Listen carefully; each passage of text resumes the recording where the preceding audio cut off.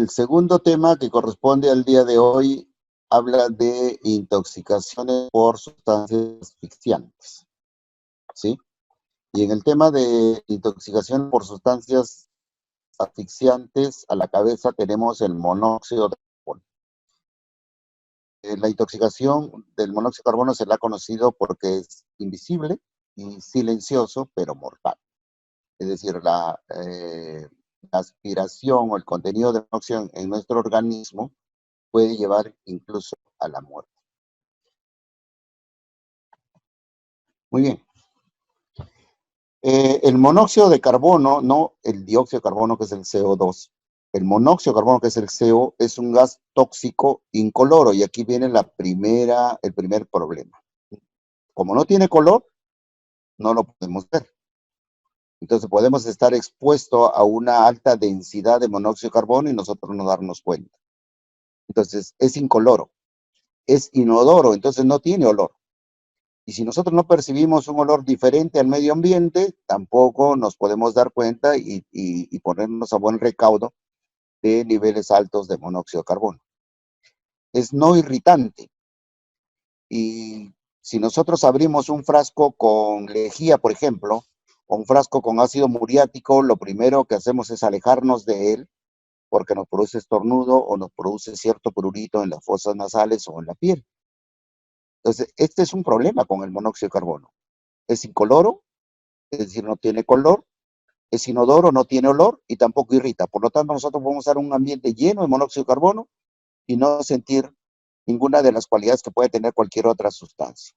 Y como había dicho al inicio, es el resultado de la combustión incompleta de productos carbonados.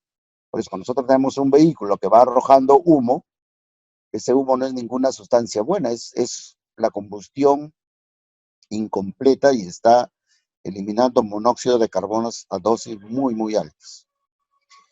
El problema del monóxido de carbono es que compite con el oxígeno. Ese es el principal problema y ahora vamos a ver la curva de disociación de la hemoglobina, que es donde interviene esto.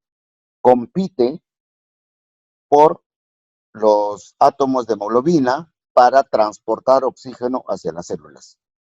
Recordemos que una molécula de hemoglobina puede capturar a 4 moléculas de oxígeno, ¿no es cierto? Y de ahí transportarla hacia las células que necesitan oxigenarse. Esto es en condiciones normales. Cuando hay presencia de monóxido de carbono en el medio ambiente, esta sustancia es capaz de competir entre 200 a 400 veces más que el oxígeno. Por lo tanto, si tú tienes una molécula de monóxido de carbono en el ambiente frente a una molécula de 200 moléculas de oxígeno, y ahí viene el gran problema. Es esta competencia desleal, llamémosle así, entre el monóxido de carbono y el oxígeno, y por lo tanto, ya no se forma oxihemoglobina, que es lo que transporta el oxígeno hacia las células, sino tenemos un compuesto denominado carboxihemoglobina que impide que el oxígeno sea transportado, produzca hipoxemia celular, y la hipoxia celular produzca muerte de las células y eso produzca daño en el organismo. La unión está relacionada, con el citocromo P450. Esto es necesario recordar, ya lo habíamos hablado en la primera fase de la desfosforilación, ¿no es cierto? Y eso es muy, muy importante recordarlo para ver cómo es que se produce el metabolismo de estas sustancias. ¿Y dónde conseguimos monóxido de carbono? Pues en la casa, ¿no? En primer lugar está en las estufas que tenemos en casa, la calefacción que tenemos en casa, los braseros, por ejemplo, las cocheras, cuando tenemos un vehículo viejo y que calentamos el motor en un ambiente cerrado, el ambiente de la cochera puede llenarse de monóxido de carbono y tener consecuencias de todo esto. Y las calderas, los calderos que podríamos tener en casa para calentar el ambiente, sobre todo en las zonas frías. Pero también, y eso producimos en cantidades domésticas, digamos así, ¿no? Una parrilla, una chimenea, cantidades, zonas donde hay grandes mineras, donde funden acero, Ancas, por ejemplo, Chimbote es una de ellas, se produce grandes fundiciones de acero y esto produce monóxido de carbono en cantidades industriales. Las embarcaciones, si ustedes van a la playa y ven que está saliendo un buque pesquero o un buque de transporte y va eliminando humo y humo y humo que nos parece bonito porque nos permite saber a qué distancia aproximadamente está el barco, todo eso es monóxido de carbono. Entonces hay que tener muchísimo cuidado cuando nos exponemos a estos ambientes. El fuma, o sea, el que consume también produce 5 a 10% superiores al normal, hemoglobina hasta 10%. Pero no solamente puede producir intoxicación por monóxido de carbono, sino que también acelera el proceso de arteriosclerosis y por tanto incrementa los infartos agudos de miocardio. Entonces hay que tener muchísimo cuidado cuando uno fuma y sobre todo cuando fuma en lugar de monóxido de carbono absorbida por el ser humano y por lo tanto la posibilidad de carboxiemoglobina en niveles superiores a los permitidos. Otro de los problemas que seguramente ustedes han visto y nos hemos preguntado muchas veces, ¿por qué los conductores de vehículos van con las ventanas abiertas? Que tenemos que decirles, cierra la ventana porque entra mucho aire o cierra la ventana porque hace mucho frío. Entonces, eso es algo que seguramente los choferes no lo han estudiado en una facultad de medicina, pero saben que tiene que ser así. Pueden alcanzar niveles de carboxiemoglobina similar a los fumadores, pues que ellos van con las ventanas abiertas para permitir curvas en medio, en donde la curva se hace plana. Y hagamos lo que hagamos, esto ya no va a haber mayor incremento de la saturación de oxígeno. Entonces, y eso es en condiciones normales, cuando la hemoglobina se puede unir al oxígeno en una competencia normal, digamos así. Pero si hay moléculas de monóxido de carbono, recordemos lo que dijimos en la primera diapositiva, la competencia es 200 a 400 veces más afinidad en el monóxido de carbono que en el oxígeno. Es una competencia desleal que hace que la curva de adición de la hemoglobina se vuelva más recta, por lo tanto sea más difícil entregar oxígeno a la célula. Esta es una imagen donde se ve claramente cómo es la competencia entre el oxígeno y el dióxido de carbono. Algunos textos van a decir que es 200 veces más afín, algunos van a decir 400, algunos van a decir 280, que es lo que más se utiliza, pero quedemos en esto para fines del examen. La afinidad del monóxido de carbono a la molécula de hemoglobina es de 200 a 400 veces en relación con el oxígeno. ¿Ok? Van a leer muchos textos. La mayoría dice 280, pero dejemos entre 200 y 400 mayor afinidad del monóxido de carbono respecto al oxígeno. Muy bien, ¿y cómo es que se producen las alteraciones a nivel de primero, formación de carboxiemoglobina, ¿sí?